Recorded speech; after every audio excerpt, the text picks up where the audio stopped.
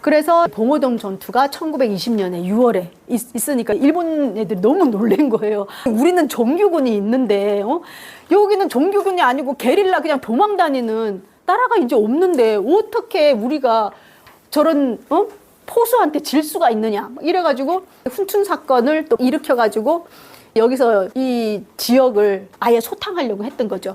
그래서 청산리 전투를 이렇게 일으키는데요. 자, 봉오동 전투가 6월에 있었어요. 그러니까 이 일제가 놀래가지고 중국의 그 만주 지역에 그 세력을 가지고 있던 장장님을 압박을 하게 됩니다. 야, 니네 거기 독립운동하는 사람들 또 봐주고 있지. 그럼 우리가 니네도 가만히 안 두겠어? 이렇게 된 거예요. 그러니까 장장님이 압박에 못 이겨가지고 그 봉오동 지역에 있는 관리 책임자인 맹부덕에게 얘기를 합니다. 언제까지 그 독립운동 하던 사람들 물러나지 않으면 우리 일본이 쳐들어온댄다. 그러니까 일본이 쳐들어오면 여기 전쟁 나니까 우리는 그러고 싶지 않은데 일본이 그렇게 얘기한다. 그러니까 니네가 좀 피신을 해라. 안 그러면 우리도 어쩔 수 없다. 그러니까 퇴각 권고를 받고 백두산으로 가는 길목에서 이 일본 군인들을 만나게 되는, 그래서 10월 21일부터 26일까지 이 청산리라고 하는 마을에서 이루어진 전투들을 청산리 전투라고 전체적으로 얘기를 하거든요. 그래서 백운평 전투를 시작으로 해가지고 200명의 일본 군대를 사살을 한 거예요. 그리고는 왈루구라고 하는 곳에서는 홍범도와 같이 연합을 해가지고, 이게 뭐냐면 안개가 끼어 일본인들끼리 서로 쏘아가지고 나중에 안개가 싹 거치고 보니까 일본군 자기들끼리 싸우게 된 거예요. 지물을 잘 이용한 그런 것으로 일본군 400명이 사살을 당하게 되고요. 그 다음 천수평 어랑촌 이때 또 홍범도가 같이 했고, 마지막 고동화까지 전쟁이 바로 청산리 대첩이라고 하는 전투가 되겠습니다. 근데 이거를 하고 나서 이 일제는 너무 창피하기도 하고 어이가 없기도 하고 두렵기도 한 거예요. 그러면서 어떻게 이 사람들이 우리의 정규군을 이길 수 있었던가. 그것은 10년대 말부터 이 함경도 지방에 너무 척박한 땅에 자연재해가 많이 일어났으니까 이 사람들이 올라가 여기서 한인촌을 구성하고 있었던 거예요. 그게 20만 명이나 되는 거야. 그러니까 거의 한반도 본토처럼 여기에 기반을 마련해준 한인촌을 아예 없애버리자라고 해서 이 북간도 지역에 간도 참변을 일으키게 됩니다. 그래서 그 기록에 보면 암살에서도 전지현이 그 멘트 하는데 나오거든요. 그 뜨거운 물에 살아있는 사람을 다 집어넣어서 완전히 삶아 죽이고, 그렇게 정말 잔인한 그런 그걸 했던 거죠. 간도 참변으로 1만 명이 사망하고 이렇게 엄청난 소시를 하게 됩니다. 그러다 보니까 독립군이 온다 그러면 나중에 또 보복을 당할 수도 있으니까 그게 너무 두려워서 그 이후로는 북간도에는 독립운동을 이렇게 활발하게 못하게 됩니다. 그래서 서간도 지역의 남만주, 그 다음에 북간도 지역에서는 아예 없어지고 그 위에 북만주 지역에 또 독립운동 하는 사람들이 나오게 되는데요. 이때 대한독립군단을 나머지 그 흩어져 있던 사람들이 모여가지고 밀산으로 가서 모이게 돼요. 이제 국외단체에 3,500명이 모여가지고 전열을 가다듬고 다시 하자 이렇게 준비를 하고 있었어요. 그런데 이때 병력 산실이 많이 됐어요. 이 간도 참변으로 이제 심리적으로도 힘들고, 그 한인촌에서 먹을 것도 주고 또 군자금도 모았는데 그 터전이 없어지니까 식량이 또 부족해지는 거예요. 그리고 이때 또 뭐가 있냐면 공산당이 다시 부흥을 하기 시작하는 거예요. 1917년, 18년 소비에트 혁명이 일어나고 이러다 보니까 공산당이 많이 생겼어. 그러면서 원리주의자적인 공산당들이 생기면서 이 민족주의자하고 부딪히게 된 거예요. 그러면서 이 공산당으로부터 같은 한국인인데 서로 반목을 하게 되는, 그러면서 병력이 많이 소실이 됩니다. 군대가 아니잖아요. 군대를 운영할 돈도 없어. 어떻게 할 수가 없어. 이제 집에 가라야. 그래서 나중에 연락하면 다시 모여라. 이렇게 해서 집을 보내는 거야. 러시아에서 일본과의 완충지대로 잠깐 만든 치타공화국이라는 나라가 1920년에서 22년까지 있게 되거든요.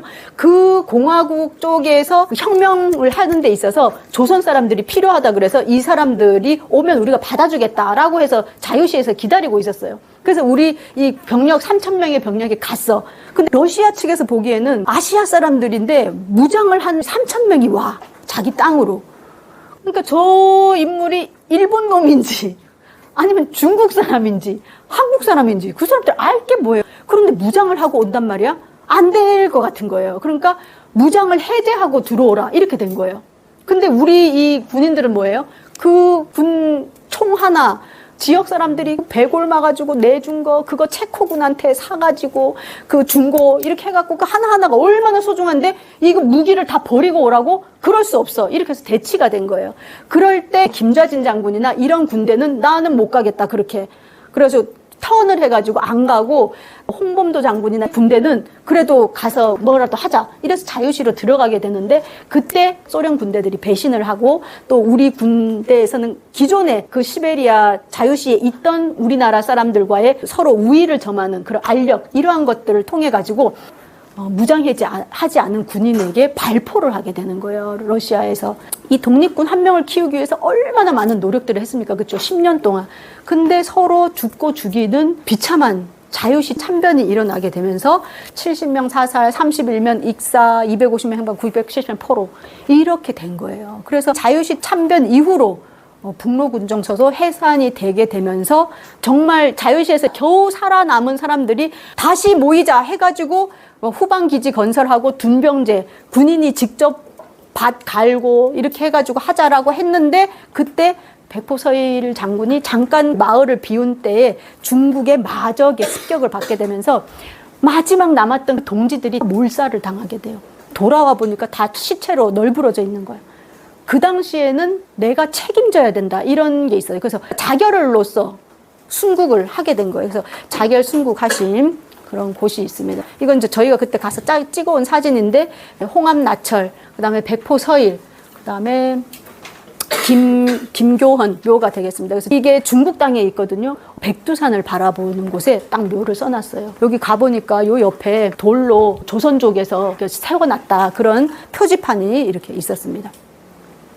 그래서 가다 보니까 도로에 엄청난 큰 돌이 있는 거예요. 한글로. 너무 반가워서 내려가지고 찍었잖아요. 서일총재 항일투쟁 유적지라고 해서 봤더니 2015년에 밀산시 인민정부가 세운 거기는 대학 진학률도 조선족이 엄청 높고 그다음에 경제적인 활동도 많이 해가지고 조선족들이 부자예요. 그래갖고 여기에 파워가 엄청 있더라고요. 그래서 1910년에 신흥무관학교나 독립무관학교 이런 거 세워가지고 10년 후에 봉오동 전투 청산리 대첩 했다가 간도 참변으로 이 엄청난 피해를 입고 그다음에 또 자유시 참변으로 연타로 무장 독립운동이 피해를 엄청 입었어요. 그렇지만 그 이후에 신민부 정의부, 참의부라고 해가지고 여기 참의부, 정의부, 신민부 그래서 참의부가 임시정부 직속 무장 투쟁 부대로서 인정을 받고 정의부, 신민부에서 활동을 지역별로 하다가 이때 삼시협정이라고 해서 미스야라 그래서 일본인하고 중국 관원이 맺은 협정이에요. 그러니까 남의 땅에서 독립운동 하잖아요. 아까 자유시 참변도 소비에트 공화국이 처음에는 필요로 했다가 나중에는 그 치타 공화국이 없어지고 더 이상 조선 사람의 그 투쟁이 필요하지 않으니까 헌식잔처럼 버렸듯이 중국에서도 마찬가지로 일본하고 대항을 하고 있었기 때문에 일본과 대항하는 조선 독립운동가랑 협력해서 같이 했거든요. 근데 일본하고 중국이 삼시협정이라는 걸 맺은 다음부터는 이 만주 지역에서 독립운동하는 조선 사람을 잡아다가 일본에 넘겨주면 돈을 주는 거야. 현상금이 쫙 붙은 거예요. 그래서 여기서 독립운동을 더 자유롭게 못하게 된 거예요. 그러면서 갈라질 게 아니다 해서 삼부통합운동을 하게 됩니다. 그런데 삼부통합운동이 잘 쉽게 이루어지진 않아요. 그래서 북만주에는 임시혁신의회, 남만주에는 국민부가 설립이 되고 이것이 한국독립군으로 가서 한국독립당이 요거는 조선혁명당에서 조선혁명군이 만들어져서 무장투쟁이 이어지게 됩니다. 그런 스토리가 이렇게 이어지게 돼요. 사람들은 1920년대 자유시 참변 이후로 이쪽이 전멸했다라고 하는데 천만의 만만의 말씀이다 하는 것이 아까 말했던 한국 독립군과 조선혁명군의 대표적인 전투가 있는데 대전자령 전투라고 하는 전투가 그 청산리 전투만큼이나 큰 승리를 이끌었던 것이 이것입니다. 바로 총사령관인 지청천 장군이 이렇게 했고요. 그리고 이 조선혁명군에서는 양세봉이라고 하는 사람이 영릉가 전투, 홍경선 전투라 그래서 아주 큰 전투가 30년대에도 있었습니다. 그리고 동북 항일 연군의 전투도 있었어요. 우리 국토 내에서 일어난 유일한 전투 1937년 보천보 전투가 아주 유명하다. 이 보천보 전투로 유명세를 탄 사람이 김일성이다. 그래서 김일성 뭐 솔방울을 던졌는데 폭탄이 되었고 뭐 그런 서토리 있잖아요. 김일성이 전국구가 된 것은 이 보천보 전투 때문입니다. 그래서 일제 강점기 때는 독립운동 진짜 했다. 그 이후에 문제가 있었지. 어쨌든 그런 운동들이 있었습니다. 이렇게 군대뿐만이 아니라 의열투쟁을 하신 분들도 많다. 군대 하려니까 돈도 많이 들고 너무 힘들다. 그러니까 한 명 한 명이 아주 핵심적인 눈에 팍 띄는 곳을 그 전투를 하겠다. 부산경찰서, 조선총독부, 그 다음에 우리나라 경제수탈하는 식산은행, 동양척식 주식회사, 독립운동가가 잡히면 제일 먼저 가서 고문받던 정로경찰서, 밀양경찰서 이런 곳에 홀로 폭탄 투척을 해가지고 뉴스에 대박만하게 나와서 우리 국민들의 가슴에 불을 지폈던 그런 사람들인데 이 사람들이 의열단이다. 의로운 일을 맹렬히 행한다 하는 게 의열단이거든요. 그래서 거기에 장이 약산 김원봉이다. 김구 선생은 현상금이 200억인데 이 김원봉은 320억이었다. 그래가지고 일본이 더 무서워했던 사람은 약산 김원봉이었다. 그런데 이제 1950년 이후에 북한에 가서 활동했기 때문에 김원봉의 얘기만 꺼내면은 그냥 빨갱이라고 저를 공격해가지고 제가 약산 김원봉 선생 독립운동사만 얘기했거든요. 그래서 김원봉의 독립운동 했던 그 역사는 우리가 그걸로 알 필요가 있다. 이분들이 항상 양복을 쫙 빼입고 다녔어요. 오늘이 내 일생의 마지막일지 모르기 때문에 아주 깔끔하고 멋지게 내가 죽더라도 내 시신이 그렇게 하게. 그래서 이분들 하나하나 다 영화입니다. 김상옥 이분 그 밀정이라는 영화의 첫 장면에 막 그 지붕 타고 다니면서 이렇게 1000명의 일본군과 시가전을 벌였던 종로에서. 그래서 나중에 죽어서 시체를 꺼내올 때 김상옥이 살았는지 죽었는지 모르겠으니까 누구를 보내냐? 김상옥이 어머니를 불러요. 그래서 어머니가 들어가서 아들의 시신을 확인을 하고 나오는데요. 11발의 총을 맞아요. 10발은 일본군한테 맞은 총. 그 10발을 맞았는데도 뛰면서 끝까지 하다가 마지막 한 발은 자결. 그분이 바로 김상욱. 도망갈 때 신출귀몰로 신발을 거꾸로 신고 도망가서 발자국이 뒤로 찍혀 일본 사람들이 헷갈려가지고 다 전설입니다. 그 다음에 의열단은 1920년대에 이걸 했어요. 근데 너무 많은 우리 뛰어난 사람들이 홀로 죽어간다. 이래가지고 김원봉은 중국에서 군관학교로 가서 군대를 양성하게 되고요. 그 다음에 임시정부에서는 뭘 만드냐? 임시정부가 이렇게 세워졌는데 이승만을 믿거라 하고 대통령을 시켜놨더니 군자금도 안 오고 이완용은 있는 나라를 팔아먹었는데 이승만은 아직 찾지도 않은 나라를 미국에서 위임 통치해달라고 이 얘기가 전해지니까 단죄 신체호부터 시작해가지고 이승만을 막 썩은 대가리 막 이렇게 기록에 남아 있습니다. 제 얘기가 아니고 이렇게 임시정부가 완전히 거의 유명무실하게 된 거예요. 1919년에 세워져서 21년까지 하다가 이후로 많은 그 독립운동가들이 임시정부를 떠나게 됩니다. 다 떠나고 김구 선생이 혼자 남아가지고 그 세도 못 내고 끝까지 지킨 거죠. 뚝심. 김구 선생. 그래서 마지막까지 지키게 되는데 김구 선생님이 이거 어떻게 해결을 할까?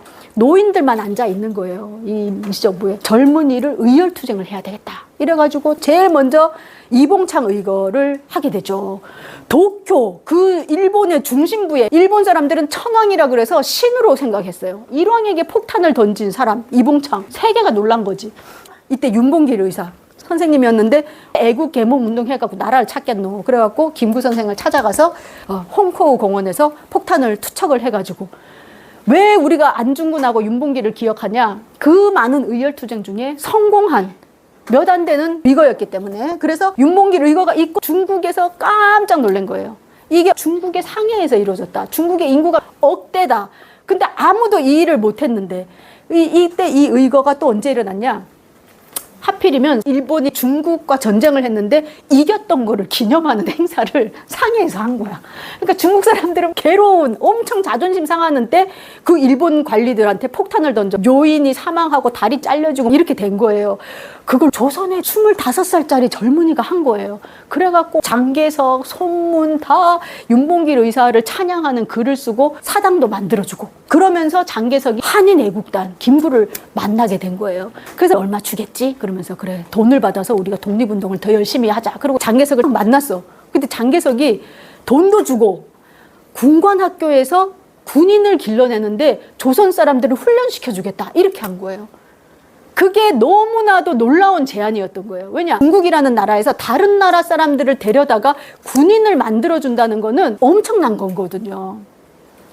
이렇게 박양군관학교로 가서 독립군을 양성하게 되고, 그걸 바탕으로 해서 나중에 김원봉은 조선 의용대를 만들어요. 1938년도에 우한이라는 땅이 역사가 있는 땅이에요. 조선 의용대를 38년에 여기서 만든 다음에 일로 이동을 해가지고 중국군하고 같이 독립운동을 하게 됐는데, 그 자유시 참변도 이겨내고 많은 동료들도 죽고 이래서 살아남아 독립운동을 하러 갔는데, 전선에서 나가는 사람들은 다 중국 사람만 나가고 우리 조선 사람들은 허드렛 일을 한다든지 후방 일만 하게 되는 거야. 그러니까 이 사람들이 열불이 나는 거예요. 그러니까 우리는 전선에 나가고 싶다 이래가지고 갈라지게 됩니다. 그래서 일부가 태항산으로 들어가고 나중에 팔로군과 함께 연안으로 가게 되는 거예요. 그래서 나중에 김일성이 숙청할 때 연안파가 이 연안으로 갔던, 독립운동 했던 사람들입니다. 어쨌든 대부분은 다 일로 갔어요. 그런데 약산 김원봉은 일로 가지 않고 그때 임시정부, 한국광복군이 창설된 이쪽으로 가서 한국광복군의 일지대로 들어가게 됩니다. 이게 엄청난 큰 사건이에요.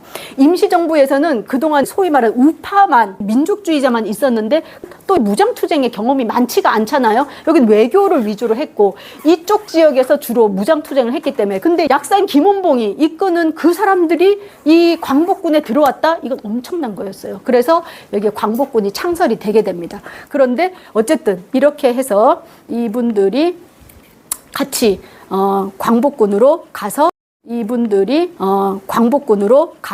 대일 선전포고를 하고 영국군과도 연합을 하고 미국군과도 공동작전을 해서 2차 대전이 종전이 될 때 참전해서 승전국의 일원으로 가고 싶었던 거예요. 그래서 준비를 해갖고 진공작전을 하기 일보 직전에 미국에서 폭탄을 터뜨려가지고 나가사키와 히로시마에, 그래서 갑자기 준비 없이 해방을 맞이하게 되면서 김구 선생이 하늘이 꺼지고 땅이 꺼지는 듯한 기분이었다라고 얘기했던 게 우리가 승전국이 되지 못했기 때문에 아쉽다라는 것입니다. 자, 이래서 우리 항일 무장투쟁의 의의가 무엇이냐.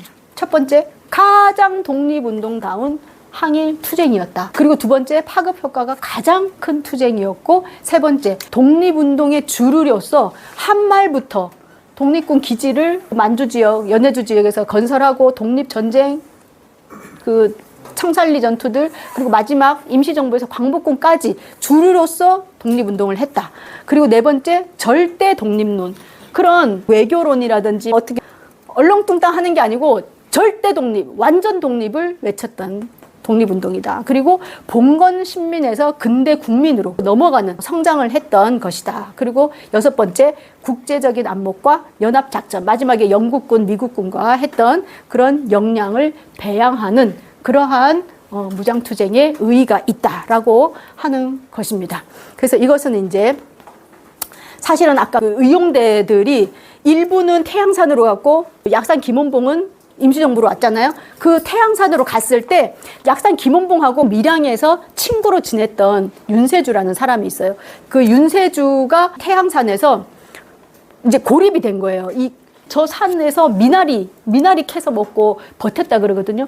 저 산을 넘어서 탈출을 해야 되는데 일본 군인이 들어오니까 그때 마지막 방어선을 이 윤세주와 진강화 둘이 끝까지 내가 막을 테니까 피신하라라고 해서 중국군하고 많은 우리 의용군을 살리고 끝까지 방어하면서 여기서 전사하신 분이에요.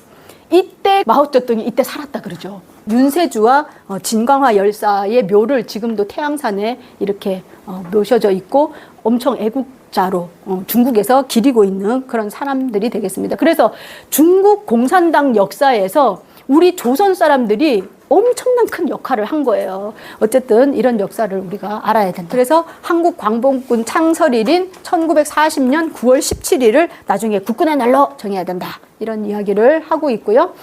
아까 너무 가슴 아픈 동영상 봤잖아요. 그 이후로도 2005년 이후로는 해마다 행사들을 하면서 독립유공자 후손에게 100년 만에 국적을 증여하는 이런 행사들을 하고 있습니다. 그래서 우리가 독립영웅이야기라는 강의안을 만들어 학교에 가서 이제 수업하고 이러면 이제 애들이 이런 거 쓰는 거예요. 옛날에 계셨던 멋진 조상들이 너무 고맙다. 공부를 더해서 나라를 발전시키고 싶다. 이런, 우리는 역사 공부를 했을 뿐이야. 근데 이런 거 써놓고 우리가 왜 공부하는지도 알게 되었다. 우리나라를 어떻게 지켰는지, 조상들이 어떤 노력을 했는지 알게 되어서 나도 그런 사람이 되고 싶다는 생각을 하였다. 우리나라를 조금 더 사랑해야겠다. 우리나라를 원망하지 않는 사람이 되고 싶다. 이렇게. 왜 한동안 해일조선 이런 거 막 엄청 있고 막 애들이 나 미국 사람이 되고 싶다는 둥, 영어 공부하기 싫으니까 이런 얘기하고, 그리고 행복지수 꼴등이고 뭐 어쩌고 저쩌고 이렇게 얘기하지만 이런 역사 공부 시키고 나서 우리가 나라도 찾고 한강에 기적해갖고 교실에 에어컨 있는 나라 있는 줄 아냐? 이러면서 정말 피땀 흘리신 분들이 많다. 그래서 시대별로 일제강점기 때는 독립운동하는 시대 정신이 있었고, 또 6.25 전쟁 때 우리나라를 또 지켜냈고, 또 근대화를 이루었고, 이후에 민주화도 이루었고, 이제 우리들의 역사적인 사명을 너희들이 생각을 해봐야 된다. 이러면서 이제 우리 통일 세대 이런 이야기를 이제 하게 되는 거죠.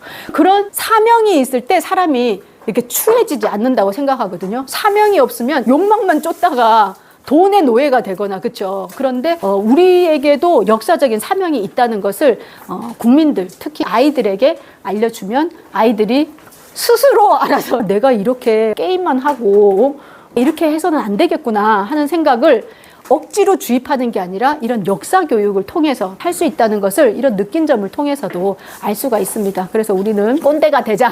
우리가 알려줄 건 알려주고 못 받아들이면 어쩔 수 없고, 그렇죠. 그런 일환 중에 하나가 바로 이 자리라고 생각이 됩니다. 그래서 오늘 이 자리도 아주 역사적인 그런 한 자리가 된다고 생각하고 함께 해주신 분들께 감사드립니다. 감사합니다.